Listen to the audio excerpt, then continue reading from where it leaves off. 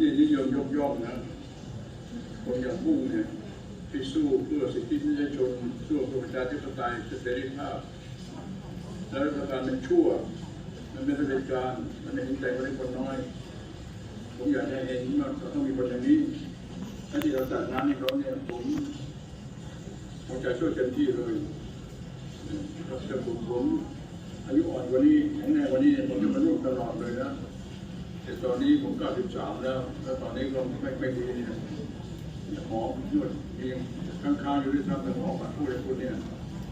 ให้รู้ผมเอาใจช่วยก็หวังว่าพวกเราคนช่วยพลังกัน